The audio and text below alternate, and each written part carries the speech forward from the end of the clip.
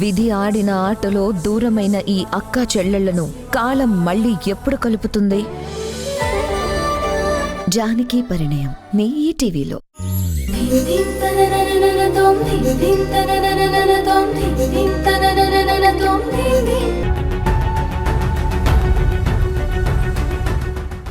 కార్తీక్, ఇందాక bidding file check చేయమని నా క్యాబిన్లో పెట్టావు కదా, అంతా okay.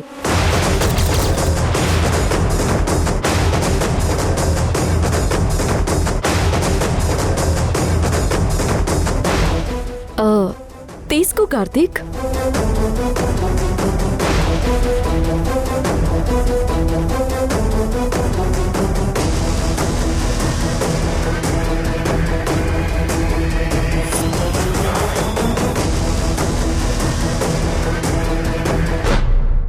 Madam file.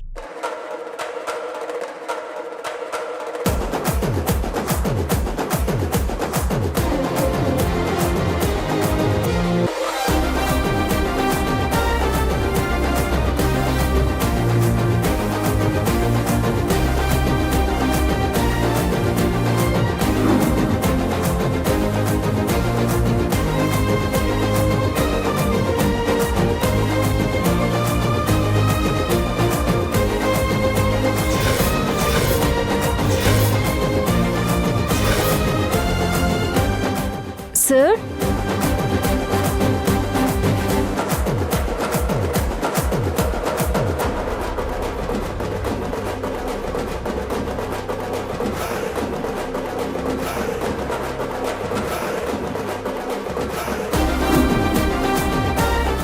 Presentation is very good.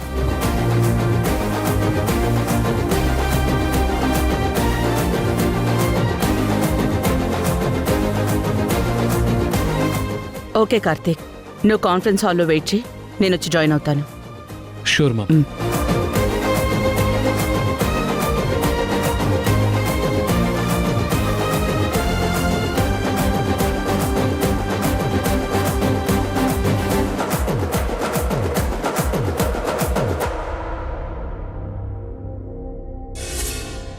ఏంటి వాడికి సపోర్ట్ చేస్తున్నావా? మీరు చేసిన తప్పు సరి చేశాను. ఆ ఫైల్ సబ్మిట్ చేయడం మనకెంత ఇంపార్టెంటో తెలుసా? ఆ క్లయింట్ మన కంపెనీకి ఎంత పెద్ద క్లయింట్ అనేది అర్థమవుతోందా? కోపంలో ఎందుకు సార్ మీరేది ఆలోచించరు? ఇలా చేయడం వల్ల కార్తీక్కి జరిగే నష్టం కన్నా మన కంపెనీకి అంటే మీకు జరిగే నష్టమే ఎక్కువ. ఇదంతా చేసే ముందు మల్లిక మేడం గురించి ఒక్కసారి కూడా ఆలోచించరా?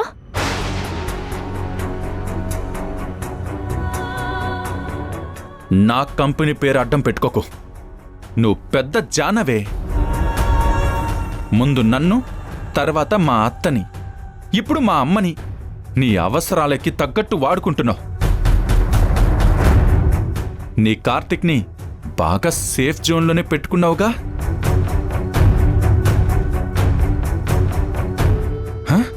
నీ నెక్స్ట్ టార్గెట్ ఏంటే? వాడికి ప్రమోషనా? ఒక విషయం చెప్పు, ఇప్పుడు వాడికి ప్రమోషన్ వస్తే కంపెనీకి వచ్చే లాభం ఎక్కువ, నీకొచ్చే లాభం ఎక్కువ? ఏచే, నీ ప్లాన్ ఏంటో క్లియర్గా చెప్పవే. నేను కూడా మెంటల్గా ప్రిపేర్ అవుతాను. లేదంటే నువ్వు చెప్పే ఎక్స్ప్లెనేషన్లు, నువ్విచ్చే షాక్లకి తట్టుకోవడం నా వల్ల కూడా కావడం లేదు.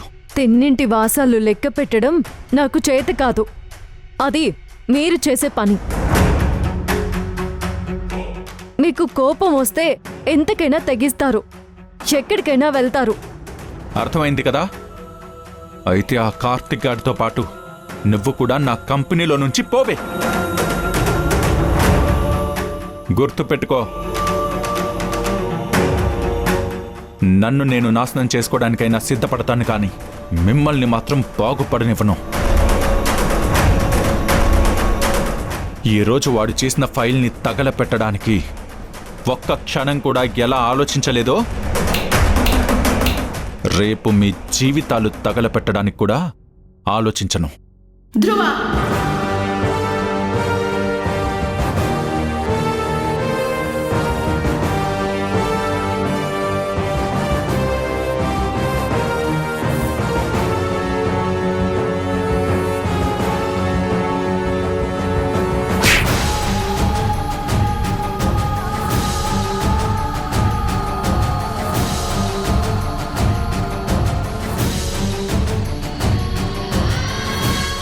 ఇంత దిగజారిపోతావా?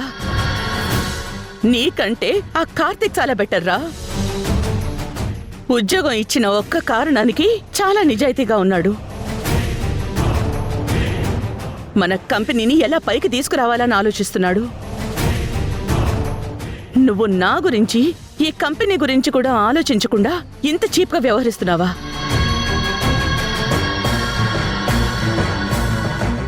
ఆ ఫైల్ని తగలబెడితే ఆ వచ్చే క్లయింట్ల ముందు తల దించుకుని నించునేదెవర్రా? నేను. అంటే నీ పంతం కోసం నేను తల దించుకున్నా పర్వాలేదు, నా పరువు పోయినా పర్వాలేదు, అంతేనా? నీలాంటి వాణ్ణి చేసుకుని అది రోజు నరకం అనుభవిస్తోందిరా. ఎక్కడి నుంచి నేర్చుకున్నావురా ఒక ఆడపిల్లని ఇంత హీనంగా మాట్లాడడం, ఇలా అవమానించడం? అవును, తనని అవమానించి నేను సుఖంగా ఉంటున్నాను కదా. నాకిలా చేయడం చిన్నప్పటి నుంచి హాబీ. నాకు ఇలా చేయడంలో వచ్చే సంతోషం ఏమీ లేదు. నిజంగా నీకు నేను బాగుండాలనుంటే తనని నా కళ్ళ ముందు నుంచి పంపించు. హేయ్, ఆపరా. చాలా భరించాను. నువ్వు ఎన్ని అవకాశాలిచ్చినా మారవని నాకు అర్థమైపోయింది. నీ తప్పుని కప్పిపుచ్చుకోవడానికి తన వైపు వేలెత్తి చూపిస్తున్నావు, కానీ ఇంకో 4 వేళ్లు నిన్నే చూపిస్తున్నాయని మర్చిపోతున్నావు. ఇక కంపెనీ కూడా నిన్ను భరించలేదు. అందుకే కార్తీక్ని ప్రమోట్ చేసి నిన్ను తన కింద ఎగ్జిక్యూటివ్గా డిమోట్ చేస్తున్నాను.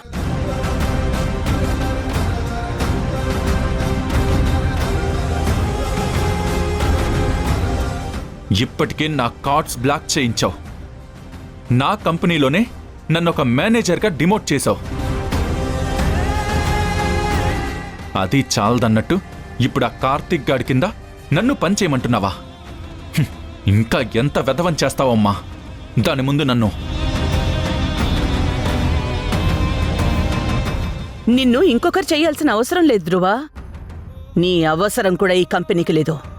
ఇష్టమైతే చెయ్యి, లేదంటే నీ కార్డ్స్ మెయింటైన్ చేయడానికి ఎవరికైనా శాలరీ ఆఫర్ చేస్తాను, వాడి కింద పనిచేయి.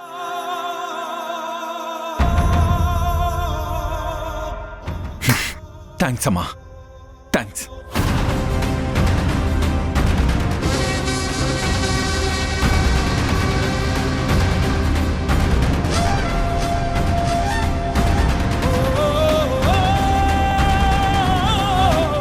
వసుంధర, మీటింగ్ ఉంది, పద.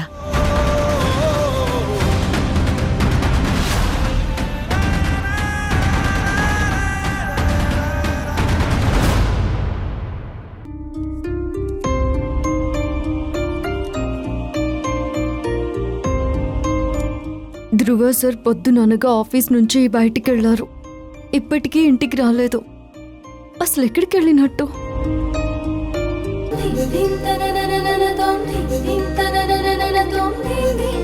లెగవే,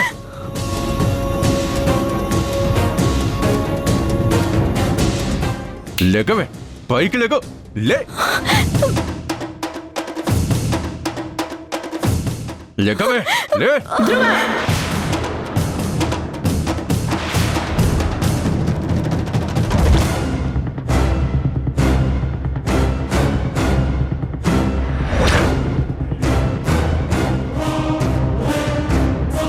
నువ్వు మళ్ళీ మొదలు పెట్టావా నీ పై చెప్పు వేషాలు? చాలా ఆపమా, చాలా ఆపమా,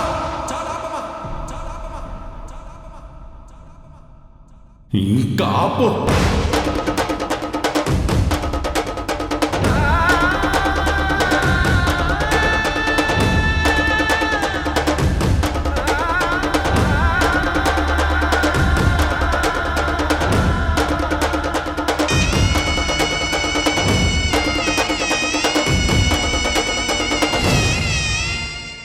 కాపు కాపు ఈరోజు నీ మాట కూడా విన్నాం. ఎందుకంటే ఇక్కడున్న వాళ్ళు ఎవ్వరూ నా గురించి ఆలోచించారు.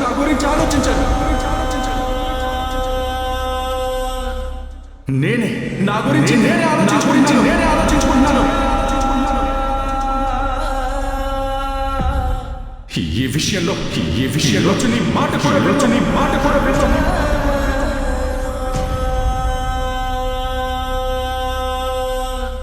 ఏయ్, ఆపవే నీ నంగనా చేడుపులు.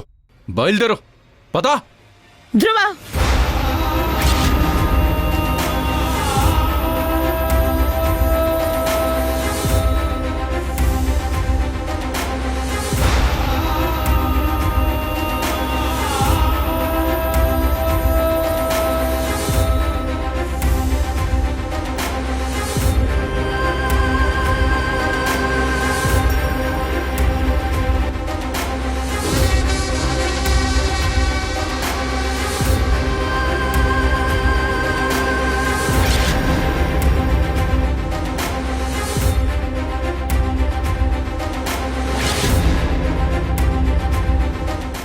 నీకే చెప్తోంది ధ్రువ, మర్యాదగా దాని చెయ్యొదులు. వదలను. ఇది ఇక్కడ ఉండడం నాకు ఇష్టం లేదు. దీన్ని పంపించాయి.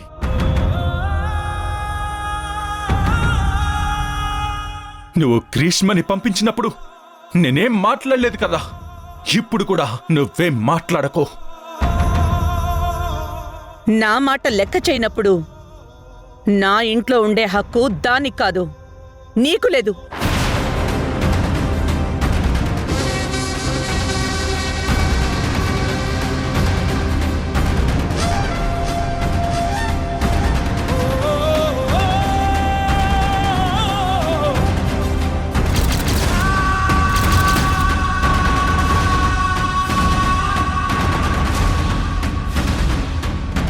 చిన్నప్పటి నుంచి ప్రతి విషయం నా మీద ఇలాగే రుద్దుతున్నావమ్మా. ఎప్పుడు నీకు నచ్చినట్టే చెయ్యాలి, నీకు నచ్చినట్టే అన్నీ జరగాలి. నాకు ఏది ఇష్టమో ఒక్కసారన్నా అడిగావా అమ్మా?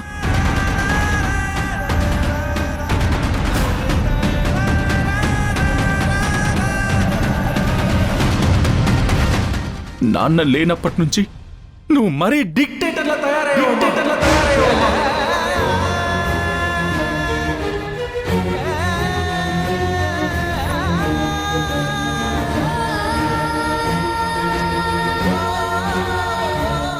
ఒక్కొక్కసారి నాన్నుంటే బాగుండు అనిపిస్తుందమ్మా. నాకు ఒంటరిగా అనిపిస్తుంది. నువ్వు ఉన్నా లేనట్లే అనిపిస్తుందమ్మా.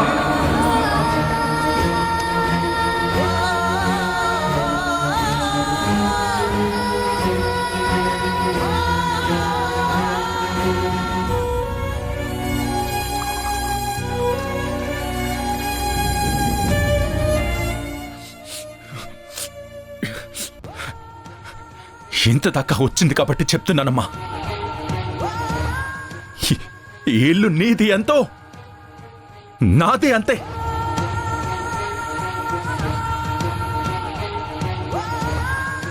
వసుంధర నా పల్లంగా ఈ ఇంట్లో అడుగుపెట్టింది. నేను వద్దనుకున్నప్పుడు ఈ ఇంట్లో దీనికి స్థానం లేనట్లే కదా.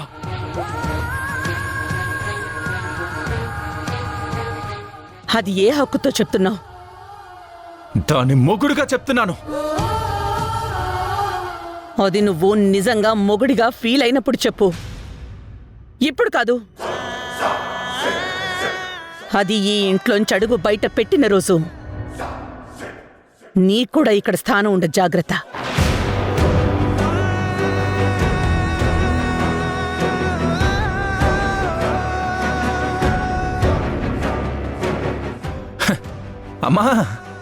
అమ్మా మహాతల్లి, ఏం మందు పెట్టావు నువ్వు అందరికీ? ఫుల్లుగా నీ భజనే చేస్తున్నారు.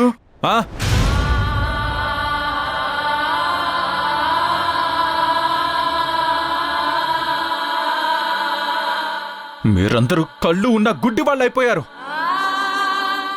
ఇప్పుడు మీకు నాతో ఉన్న రక్త సంబంధం కంటే బయట నుంచి వచ్చిన ఈ ఈ అనాథ ఎక్కువైపోయింది.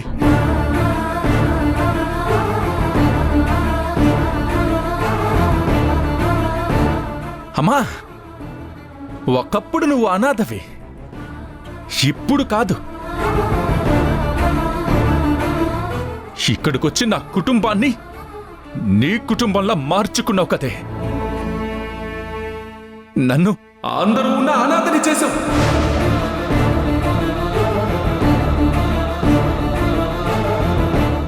ఇంట్లో చాలదన్నట్టు ఈవిడి గారి పాదం ఆఫీస్లో కూడా మోపింది.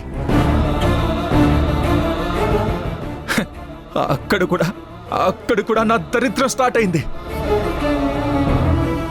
వైస్ చైర్మన్ పొజిషన్ నుంచి నాకు ఆఫీస్లో పొజిషనే లేకుండా చేసింది.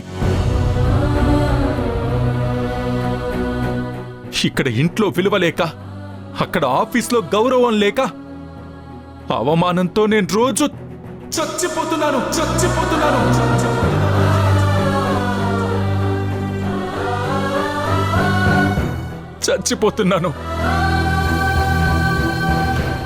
అత్త, చివరికి నువ్వు కూడా మారిపోయావత్తా.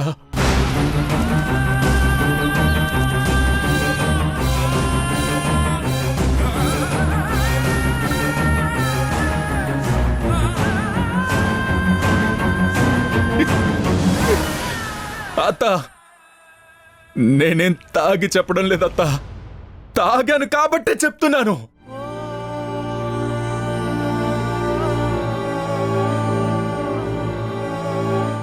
మామూలుగా ఉన్నప్పుడు ఈగోతో ఈ మాటలు బయటికి రావత్తా. ఒక్క పెగ్గు లోపలికి వెళ్తే ఈగోకీగ మొత్తం చచ్చిపోయి లోపలున్నదంతా ఇదిగో ఇలా బయటికి వచ్చేస్తుందత్తా.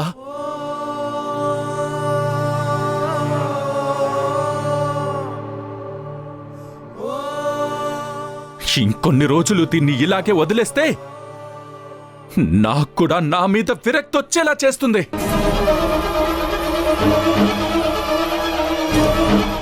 ఒక్క క్షణం కూడా ఇది నా కంటి ముందు ఉండడానికి వీల్లేదు. పోవే బయటికి. నందమ్మా,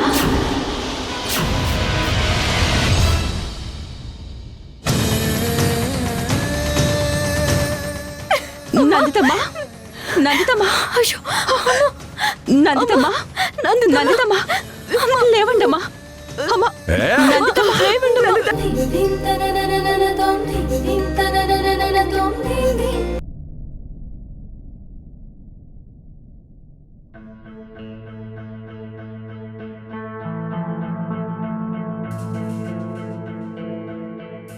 అయ్యో, మీరెందుకు తల పట్టుకున్నారు? మీరు చేసిన పనికి ఇంట్లో వాళ్ళు కదా తల పట్టుకోవాలి. ఏంటే పొద్దున్నే లెక్చర్లు మొదలు పెట్టావు? అసలు రాత్రి మీరు తాగి ఏం చేశారో గుర్తుందా? గుర్తుంది, నాకన్నీ గుర్తున్నాయి. అలా చేయడానికే రాత్రి తాగొచ్చాను. నువ్వు నన్ను కొట్టింది గుర్తుంది. ఎప్పట్లానే సింపతి కార్డు వాడి మళ్ళీ గొడవని సర్దుమణిగించడం కూడా గుర్తుంది. ఈ పని నీకు బాగా అలవాటైపోయింది కదా. నేను పిచ్చ కోపంతో ఇంటి నుంచి నిన్ను బయటికి గెంటాలన్నట్టు రావడం, నువ్వు చివరికి నా కోపాన్ని తుస్సుమనిపించి అందరి దగ్గర మార్క్స్ కొట్టేయడం. ప్రపంచమంతా ఇంతే. ఆడదాని కళ్ళల్లో కారే 2 కన్నీటి బొట్లు చూస్తుంది కాని మగవాడి గుండెల్లో రగిలిపోతున్న లావాని మాత్రం చూడ్డానికి ప్రయత్నించదు. మా బాధ కనపడదు కదా. అది కాదు సార్. నన్ను మాట్లాడినివ్వవే, ఇంకా నేను చెప్పడం అవ్వలేదు. మీరు చెప్తే ముగించడం జరగని పని సార్.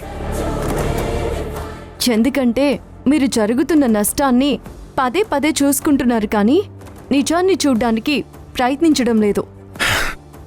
అవునా? సరే, నిజమేంటో నువ్వు చెప్పు. అది నేను చెప్తే కాదు, మీరు అర్థం చేసుకున్నప్పుడు మీకే నమ్మకం కుదురుతుంది. తెలివైందానివి వసుంధరా నువ్వు. ఎక్కడా దొరకవే, పెద్ద స్కెచ్ గీసుకుని వచ్చావు. నిజాన్ని చూపించడానికి ప్రయత్నించడం లేదంటావు. సరే చెప్పమని అడిగితే అది నేనే తెలుసుకోవాలి అంటావు. ఏంటిది? ఒక అబద్ధాన్ని కూడా ఎంత అందంగా, ఎంత వినసొంపుగా చెప్పాలో నీ దగ్గర ట్రైనింగ్ తీసుకోవచ్చు. నేనే పిచ్చోణ్ణి నీ ట్రాప్లో పడి గిల గిల కొట్టుకుంటున్నాను. ఇక నా కోపిక చచ్చిపోయింది. తాడో పేడో తేల్చుకుందాం. ఈసారి నువ్వు దీన్ని ఇంట్లో చల్లబరిచినా మళ్ళీ నేను సెగ రేపుతాను. నువ్వు ఈ ఇంట్లో నుంచి వెళ్లేంత వరకు ప్రతిరోజు ఇలాంటి గొడవలే చేస్తాను. ఇక ఈ ఇంట్లో వాళ్ళందరికీ ప్రతి రాత్రి ఇలానే ఉంటుంది. ఎందుకు సార్ నా మీద కోపం వాళ్ళ మీద చూపించడం? ఇప్పుడు వాళ్ళంతా నీ వాళ్ళు కదా. నిన్న నా చెంప మీద గుయ్యమనిపించి మరీ హీరోయిన్ లెవెల్లో వీర డైలాగులు చెప్పావు కదా. ఇది నా ఇల్లు, వీళ్ళంతా నా వాళ్ళు అని. వాళ్ళు నీ వాళ్ళంటే నా వాళ్ళు కారనే కదా అర్థం. అప్పుడు వాళ్ళ గురించి నేనెందుకు ఆలోచించాలి? నువ్వు నిజంగా ఈ ఇంట్లో వాళ్ళు బాగుండాలి అనుకుంటే నాకు విడాకులిచ్చి వెళ్ళిపో. లేదంటే నాకు లేని మనశ్శాంతి ఎవ్వరికి ఉండనివ్వను. గుర్తుపెట్టుకో.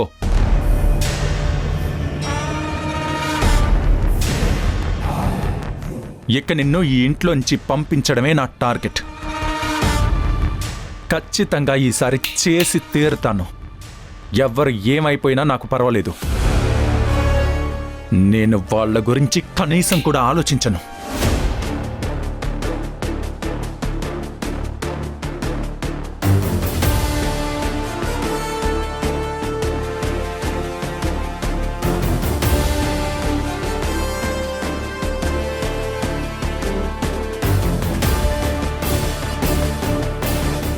నందితమ్మ కొంచెం తాగండి. తాగండి.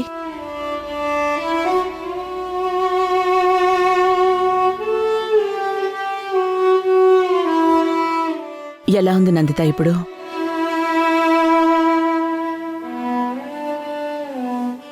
నందితమ్మా, నేను నిన్న రాత్రి మీ దగ్గరికి 2 సార్లు వచ్చాను.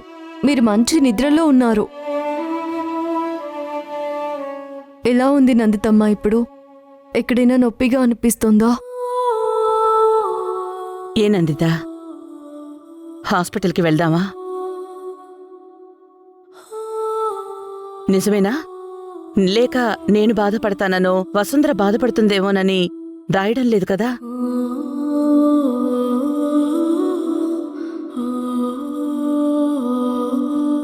సుజా, నందిత జాగ్రత్త. డాక్టర్ని రమ్మన్నాను. ఇంకో గంటలో వస్తానన్నారు. అవసరమైతే ఒకసారి టెస్ట్లన్నీ చేయించాలి. అలాగే మేడం.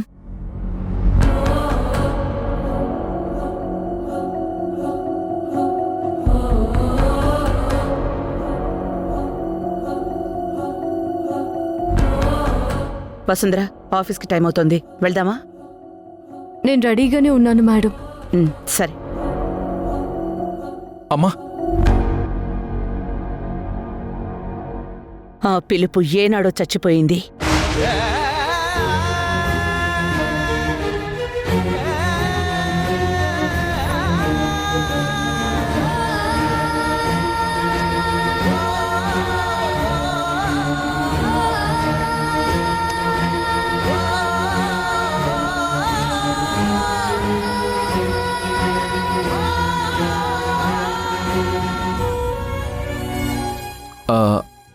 అత్త,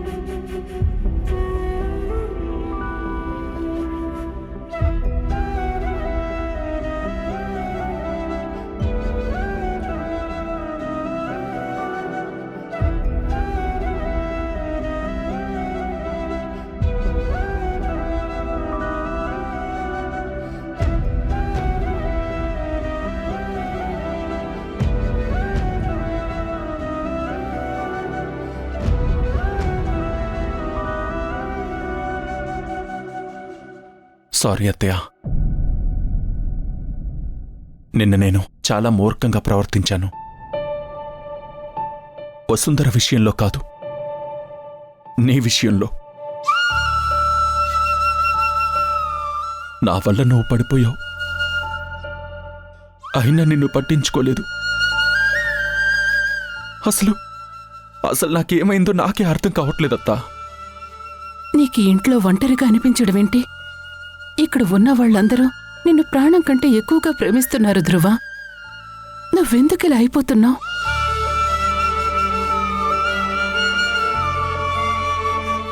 నన్ను చూస్తే కోపం వస్తుందా అత్త? నాకు కూడా కోపం వస్తుంది. ఒకప్పుడు ఏదో గెలిచి తాగేవాణ్ణి, అందులో నాకు సంతోషం దొరికేది. కానీ ఇప్పుడు ఓడిపోవడం తట్టుకోలేక తాగుతున్నానత్తా. ఇలా తాగడం, ఇలా మారిపోవడం నాకు నచ్చడం లేదత్తా. పొద్దున్నే లేచి అద్దంలో చూసుకున్న ప్రతిసారి ఇది నేను కాదు అనుకుంటున్నాను. కాని నీ ధ్రువగాడెట్టు తప్పిపోయాడత్తా. వాణ్ణి ఎంత వెతికినా వెనక్కి తిరిగి తీసుకురాలేకపోతున్నాను.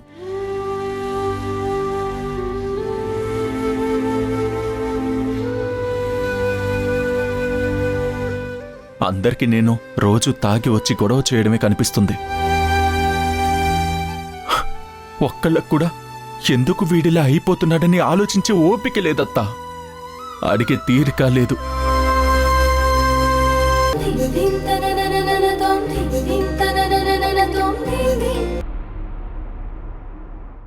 అత్తమ్మా, వసుంధర చెప్పు. మీరు చెప్పిన వర్క్ అయిపోయింది. ఒకసారి చూస్తారా, లేదంటే తర్వాత రానా? పర్వాలేదు.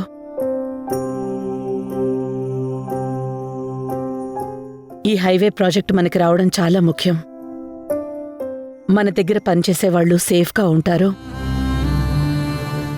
అలాగే కొన్ని వందల మందికి మనం పని కల్పించబోతున్నాం. ఇప్పుడే డిస్కస్ చేద్దాం. అమ్మా, పిలిచావంట? నన్ను పిలిచావని మేనేజర్ చెప్పాడు. ఇక నుంచి తన్ని మేడం అని పిలవమని చెప్పు వసుంధర.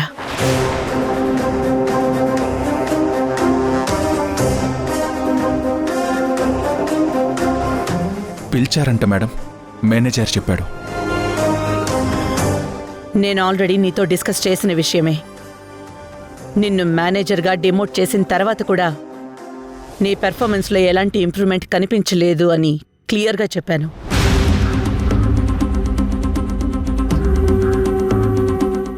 ఈ ఇంట్లో నిన్ను భరించినట్టు కంపెనీలో భరించడం చాలా కష్టం. ఇప్పటి వరకు ఏ విషయంలోనూ నిన్ను నువ్వు ప్రూవ్ చేసుకోలేదు. నన్ను నేను ప్రూవ్ చేసుకోవడానికి నాకు ఏ అవకాశం ఇచ్చావని? అవకాశాల కోసం అడుక్కునేవాడు ఏదీ సాధించలేడు. అవకాశాల్ని సృష్టించుకునేవాణ్ణి ఎవ్వరూ ఆపలేరు.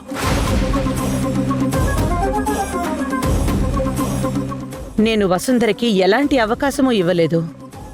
అయినా తన సందర్భం వచ్చినప్పుడల్లా ఏం చేయగలదో నిరూపించుకుంటూ వచ్చింది.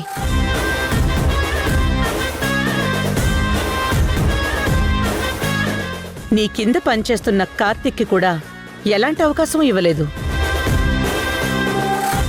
తను కూడా నేను హైవే కాంట్రాక్ట్ ప్రాజెక్ట్లో ఇన్వాల్వ్ అవుతాను, నన్ను పంపించండి అని అడిగి మరీ ఆ పని చేస్తున్నాడు. అందుకే తనని ప్రమోట్ చేసి నిన్ను మళ్ళీ డిమోట్ చేస్తున్నాను. ఇక నుంచి నువ్వు మేనేజర్గా కాదు, ఎగ్జిక్యూటివ్ పొజిషన్లో పనిచేస్తావు.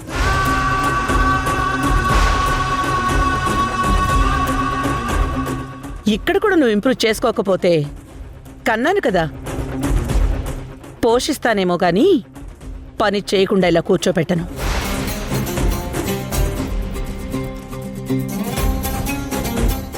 ఆఫీస్ బాయ్ పొజిషన్లో ఉంచడానికి కూడా ఆలోచించను. గుర్తుపెట్టుకో. ఇది నిన్న మీ మీద అరిచినందుకు రివెంజా? కక్ష సాధింపు చర్య అంతేనా? నేను కక్ష తీర్చుకునేంతలా ఏం సాధించలేదు. ఒకవేళ మేనేజ్మెంట్ డెసిషన్ నీకేమైనా ప్రాబ్లం అయితే ఈ ఆఫీస్ నుంచి రిజైన్ చేసి వెళ్ళిపోవచ్చు.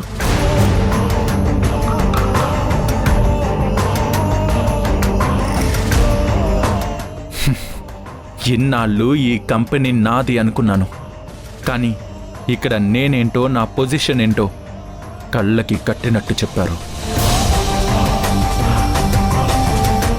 చూస్తాను ఈ వసుంధర, ఆ కార్తిక్ ఈ కంపెనీని ఎంతవరకు లేపుతారో. వీళ్ళని నమ్ముకొని మీరు ఎక్కడి వరకు వెళ్ళగలరు?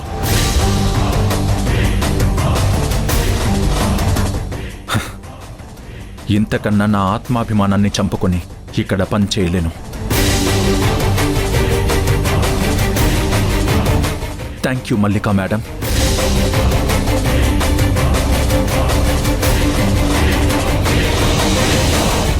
Mister Dhruva Pratap, mister Dhruva Pratap, mister Dhruva Pratap, mister Dhruva Pratap, mister Dhruva Pratap, mister Dhruva Pratap.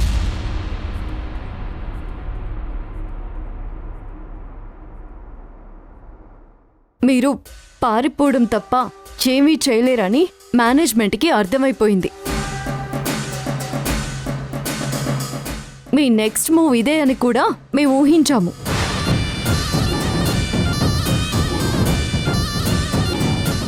వెళ్ళాలనుకుంటే హ్యాపీగా వెళ్ళండి, కానీ వెళ్లే ముందు నేను పర్ఫామ్ చేయలేకపోతున్నాను అని రిజిగ్నేషన్ లెటర్ రాసి మీ ఓటమిని ఒప్పుకొని వెళ్ళండి.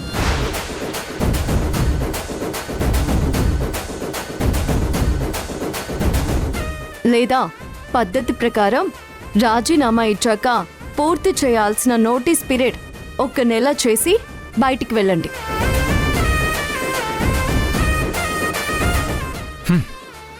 వెళ్తాను, కానీ ఈ నెలలో ఇక్కడ నేనేమి చేయగలను చేసి మీ అందరికీ సమాధానం చెప్పి వెళ్తాను.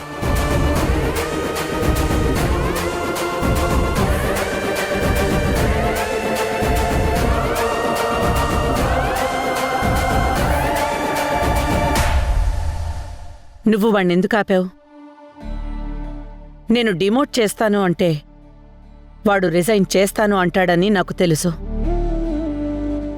ఈ పవరు, డబ్బు కవచంలో ఉన్నంత వరకు వాడు ఏదీ చూడలేకపోతున్నాడు. ఇవన్నీ దూరమైన రోజున వాడికి వీటన్నిటి విలువ తెలుస్తుంది. చచ్చినట్టు కాళ్ళు బేరానికొస్తాడు. ఇప్పుడైనా తెలుసుకోవాల్సింది పవర్ని, డబ్బుకి ఉన్న విలువని కాదత్తమ్మా, ప్రేమ, ఆప్యాయతకి ఉన్న విలువ. మీరు చెప్పింది చేస్తే ఆయన తిరిగి వస్తారు, కానీ మారి రారు కదా. డబ్బు కోసమో అభిమానం కోసమో నటించడం మొదలు పెడతారు. దానివల్ల మనం సాధించేదేముంది, ఆయన సాధించేదేముంది? ఈ సమయంలో మనం వదిలేస్తే పగలు కూడా తాగడం మొదలు పెడతారు. అంతకన్నా ఏం జరుగుతుంది? చూద్దాం, ఈ పంతంతో ఏదైనా సాధిస్తారేమో.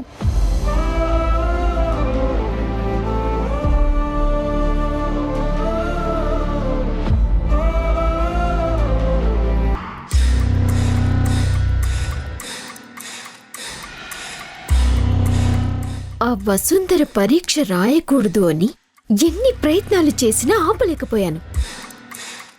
అదే కాదు, ఏమీ చేయలేకపోతున్నాను, చేతి ఆపలేకపోతున్నాను. ఎస్టేట్లో నా చేత చెంప దెబ్బ తిన్నాక కూడా ఏడుస్తూ నోరు మూసుకున్న ఆ వసుంధర నా సూట్ కేసుని కాలితో బయటికి తంతే చూస్తూ కూర్చోవలసి వచ్చింది. అన్నీ మూసుకొని అది చెప్పినవన్నీ చేయాల్సొచ్చింది. ఆఖరికి అది పెత్తనం చలాయిస్తే పని మనిషిలా బతకాల్సొచ్చింది.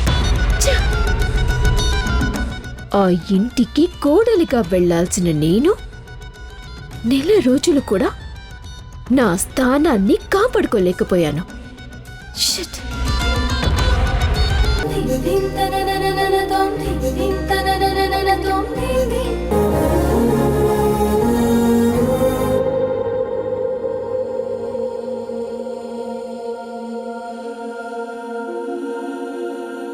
నిన్న నందితమ్మ విషయంలో మీరు చేసిన పొరపాటు అర్థమయ్యాక ఈరోజు ఇలా తాగొస్తారనుకోలేదు. చివరికి నువ్వు ఇదే కదే నాకు మిగిల్చావు. భరించలేనంత బాధని. నీకు దగ్గరైనందుకు నన్ను అందరికీ దూరం చేశావు. నన్ను నా ఇంట్లో అనాథం చేశావు.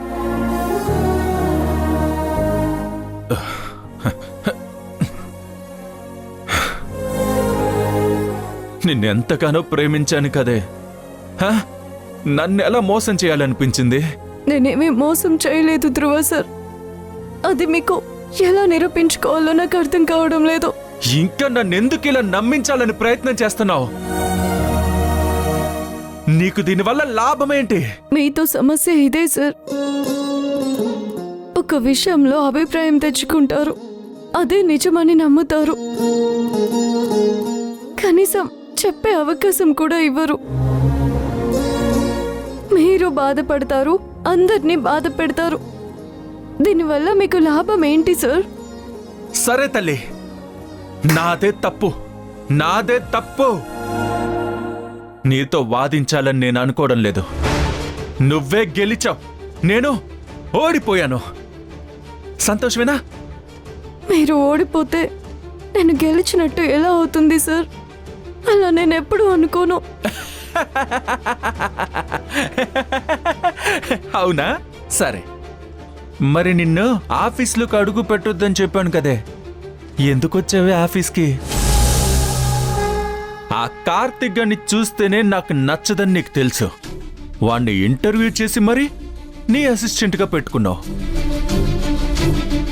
వాడి పక్కన నుంచోవడమే నేను భరించలేనని నీకు తెలుసు. వాడితో హైదరాబాద్ ఎందుకు వెళ్ళావు? చెప్పు వసుందరా, నీ సమాధానం కోసం నేను ఎదురు చూస్తున్నాను. నిరూపించుకోవడం అంటే సమాధానాలు వినండి వినండి అని అడుక్కోవడం కాదు. అసలు ప్రశ్నలే వేసే అవసరమే లేకుండా చేయడం. అలా నువ్వు ఏ రోజన్నా చేసావా? నీకు ఆ కార్తిక్ గడి బాధ అర్థం అవుతుంది, నా బాధ అర్థం కావట్లేదు. ఇదెక్కడ లాజిక్ వసుందరా? వాడి జీతం గురించి ఆలోచించిన నువ్వు నా జీవితం గురించి మాత్రం ఆలోచించవు. సూపర్ వసుందరా, నువ్వు నిజంగానే సూపర్. ఇక దయచేసి నా మీద జాలి దయ మిగిలినట్టు మాట్లాడకు, ఇంకా మభ్య పెట్టకు. నువ్వేంటో నాకు పూర్తిగా అర్థమైంది. మిగతా వాళ్ళలా నీ ట్రాప్లో నేను పడను. అవసరమైతే నన్ను నేను నాశనం చేసుకుంటానే కానీ నీ చేతుల్లో నా జీవితం నాశనం కానివ్వను.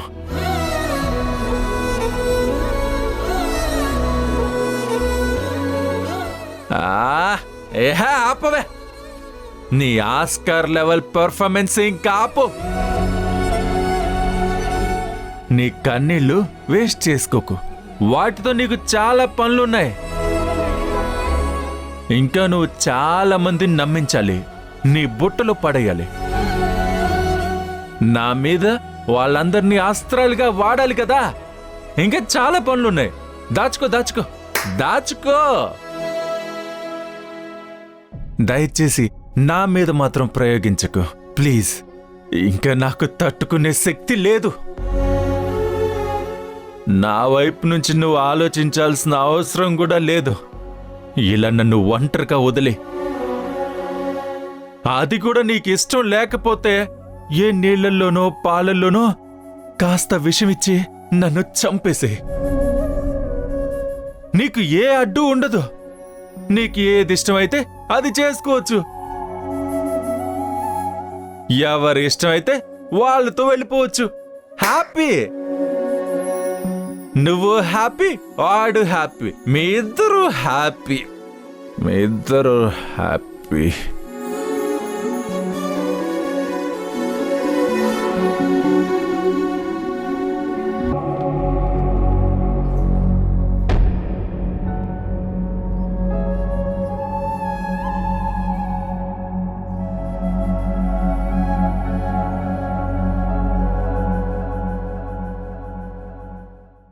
చెప్పాలి సార్ మీకు? మీరు పడుతున్న బాధ కంటే 1000 రెట్లు బాధ నేను పడుతున్నానని ఎలా చెప్పాలి? నన్ను ద్వేషిస్తున్న మీకే ఇంత బాధ ఉంటే మిమ్మల్ని ప్రేమిస్తున్న నాకు ఎంత బాధ ఉంటుంది? మీరు అడిగిన వాటన్నింటికీ నా దగ్గర సమాధానాలున్నాయి. కానీ మీకు కావాల్సింది సమాధానాలు కాదు, నా వైపు నుంచి చూపించాల్సిన ప్రేమ అని అర్థమైంది. ఇక మీదట మీ వైపు నుంచి ఆలోచించడానికి ట్రై చేస్తాను.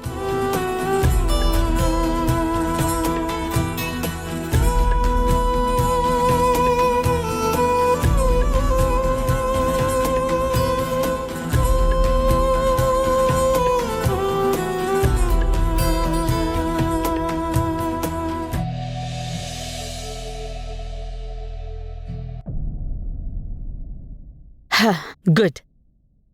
ఆల్మోస్ట్ వర్క్ అంతా కంప్లీట్ అయిపోయిందా? అవునత్తమ్మా, ఇంక మనం బిడ్ ప్రైజ్ ఒక్కటే ఫిక్స్ చేయాల్సింది. ఇది అన్నింటికన్నా తక్కువ మొత్తానికి ఎవరు చేయగలరు అన్నది ముఖ్యం కాబట్టి ఇంకొంచెం ఆలోచించి చేయాలి. నిజమే, ఈ ప్రాజెక్ట్ మనకి చాలా ముఖ్యం వసుంధరా. పీపీ గ్రూప్ ఆఫ్ కంపెనీస్ని ఎక్స్టెండ్ చేయాలనే ప్లాన్లో ఉన్నాను. ఇది ఓకే అయితే మన బిజినెస్ టర్నోవర్ అయి ఒక్కసారే డబ్బులన్నీ వస్తాయి. ఎవరెవరైతే మన కంపెనీ పడిపోయింది అంటూ రాతలు రాశారో వాళ్లే మన కంపెనీ 2 పుంజుకుంది అని రాస్తారు. ప్రతాప్ ఎన్నెన్నో ఆశలతో ఈ కంపెనీ స్థాపించాడు. తనెప్పుడూ కోట్లు సంపాదించాలనుకోలేదు. ఈ కంపెనీలో పనిచేసే ప్రతి ఉద్యోగికి ఒక స్థిరమైన జీవితం ఇవ్వాలి అని ఆశపడ్డాడు. నా మూలంగా ఏ కుటుంబాలు ఇబ్బందులు పడకూడదు అని పదే పదే చెప్తూ ఉండేవాడు. అందుకే తనతో అర్ధాంతరంగా మధ్యలోనే ఆగిపోయిన నా సంబంధాన్ని ఈ పీపీ గ్రూప్ ఆఫ్ కంపెనీస్తో చూస్తున్నాను. ఈ కంపెనీని నడుపుతున్నప్పుడు నా బంధువులందరూ ఆనందంతో ఉన్నట్టు, ప్రతాప్ నవ్వుతూ చూస్తున్నట్టు అనిపిస్తుంది. అదే కంపెనీ నష్టాల్లో ఉన్నప్పుడు తను నాకింకా దూరం అయిపోతున్నట్టు, తన ఆత్మ కూడా బాధపడుతున్నట్టు అనిపిస్తుంది. అందుకే నా కొడుకుతో పాటు సమానంగా ఈ కంపెనీ గురించి ఆలోచిస్తూ ఉంటాను. అత్తమ్మా,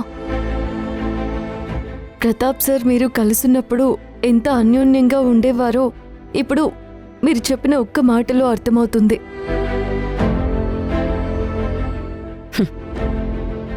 మా ఇద్దరి మాట ఒకటే వసుంధరా. తను చెప్తే నేను చెప్పినట్టే, నేను చెప్తే తను చెప్పినట్టేనని.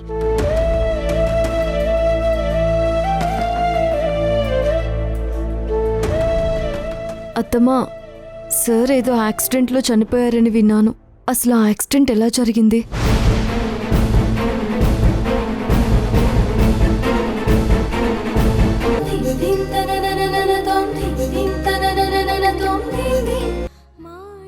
ఆ మాటను నువ్వు నమ్ముతున్నావా? ప్రతి పెళ్ళం అలాగే అనుకుంటుందిలే. నా మొగుడు ఎప్పటికైనా నా మాట వింటాడు, తాగుడు మానేస్తాడు అని. కాని అవి జరగవే. ఒకవేళ జరిగితే? ఎక్కువగా హోప్స్ పెట్టుకోకు. నేను నీ నమ్మకం నిజం అవ్వాలనే కోరుకుంటున్నానే. నిజం అవ్వాలి కాదు, నిజం అవుతుంది.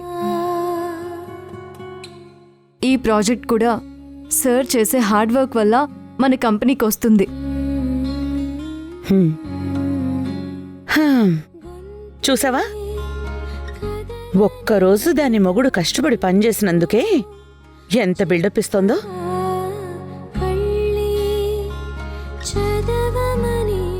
ఇంకొక విషయం అత్తమ్మ, మీరు కూడా కొన్ని రోజులు ఆయన మీద అరవకూడదు. ఇది మరీ బాగుంది. వాడు దీన్ని కొట్టడానికి వస్తే నేను వాడిని ఆపడానికి వెళ్తున్నాను, తిరిగి చేయి చేసుకుంటున్నాను. ఈవిడిగారేమో వాణ్ణి సపోర్ట్ చేస్తోంది. అందుకే అంటారేమో మేడం, మొగుడు పెళ్ళాల మధ్య వెళ్ళకూడదు అని. హ్మ్, నిజమే సుజా. ఇక ఈ ఇంట్లో ఏం జరిగినా నేను కూడా ప్రేక్షక పాత్ర వహిస్తాను. అయ్యయ్యో అత్తమ్మా, నేను అలా అనలేదు. నేను మాత్రం అలాగే తీసుకుంటాను. ఒసై, ఏదో వండాను వడ్డిస్తాను అన్నావు కదా, కానీ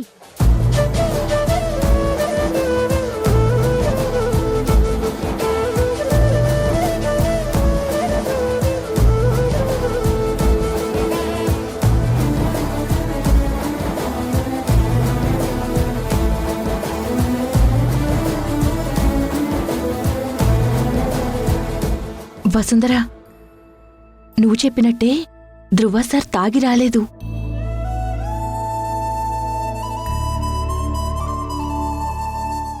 ధ్రువ సార్, భోజనం చేతురు గాని మీరు కూడా వచ్చి కూర్చోండి. నాకు ఆకలిగా లేదు, మీరు కానివ్వండి. సార్,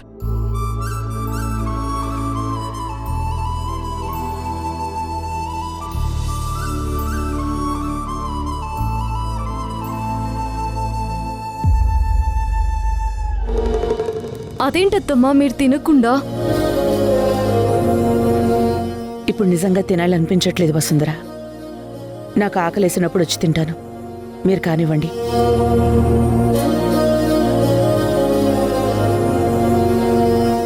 నందితమ్మా, మీరు తినండి.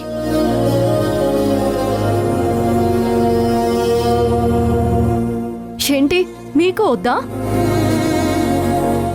ఇక్కడ అందరూ నా మీద ప్రేమ చూపిస్తున్నట్టే ఉంటారు కానీ ఎంతైనా వాళ్ళకి ధ్రువ సార్ అంటేనే ప్రాణం. ఒక్కరోజు ఆయన తినకపోతే చూడు, ఇంట్లో మౌనం యుద్ధాలే జరుగుతున్నాయి. ఇద్దరి మొహాలు చూడు ఎలా అయిపోయాయో.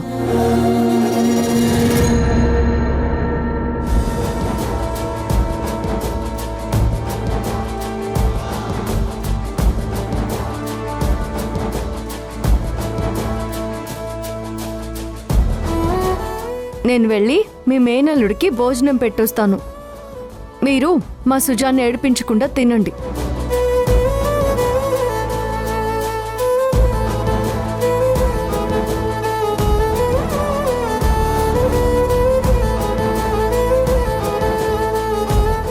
అంటే ముందు వెళ్ళి నన్ను పెట్టిరమ్మనే కదా? అవును వసుంధరా, మొదట ఆ పని చూడమని వెక్కిరిస్తున్నారు. వెక్కిరిస్తున్నారా? అసలు తిననని వెళ్ళిపోయిన ఆ మనిషిని నా చేతిలో ప్లేట్ లాక్కొని మరీ తినేలా చేయకపోతే నా పేరు వసుంధరే కాదు. సుజా,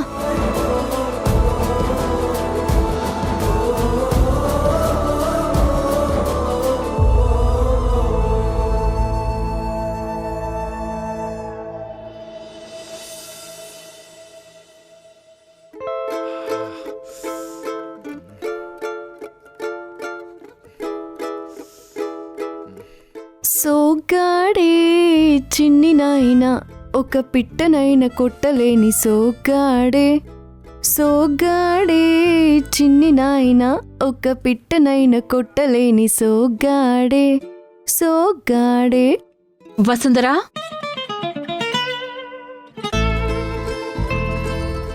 వసుంధరా, భోజనం తీసుకొచ్చాను. నాకు అవసరం లేదు, నేను తినను. నాకిచ్చే, నువ్వు వెళ్ళి సుజా. ఇది మీకు కాదులేండి, నాకు. మీరొద్దన్నారని అక్కడ నందితమ్మ అత్తమ్మ కూడా తినలేదు. నేనెందుకు కడుపు మార్చుకోవాలి? అలా అని వాళ్ళ ముందు తినలేను కదా. అందుకే మీకు పెడతానని చెప్పి సుజాని లోపలికి తీసుకురమ్మని చెప్పాను. ఎలా ఉంది నా ప్లాను?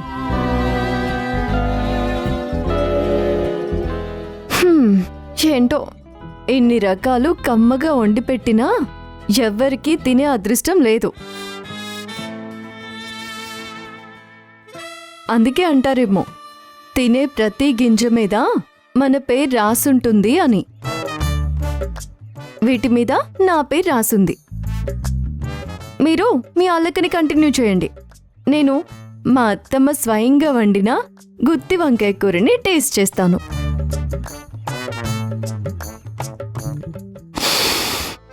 ఆహాహా, మసాలాలన్నీ సమపాళల్లో సరిపోతే వచ్చే ఆ కమ్మటి వాసనే వేరబ్బా.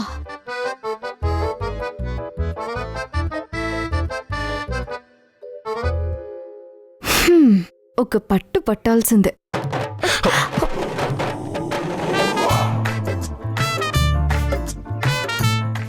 ఏమైంది సార్? నీకింట్లో ఎవరూ తినలేదన్న బాధ లేదు, పైగా నా పేరు చెప్పి తినేద్దామని ప్లాన్ చేసుకున్నావా? నేను మిమ్మల్ని తినడానికి రమ్మని పిలిచాను, మీరే కదా ఆ లెక్కి లోపలికి వచ్చి కూర్చున్నారు. ఇప్పుడు నేనేదో పెట్టనన్నట్టు అంటున్నారేంటి? ఇవ్వండి, నేను తినాలి.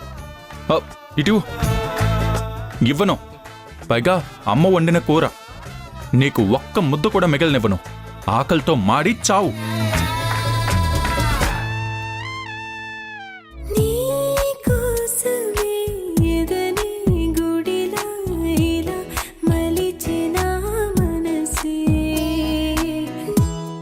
మేడం, నేను పెడతాను, మీరు కూర్చోండి. నాకు కాదు సుజా, ధ్రువకి. ధ్రువ సార్ చేత తినిపిస్తానని వసుంధర ఛాలెంజ్ చేసి మరీ లోపలికి తీసుకువెళ్ళింది మేడం. సార్ ఈ పాటికి తింటూ ఉంటారు.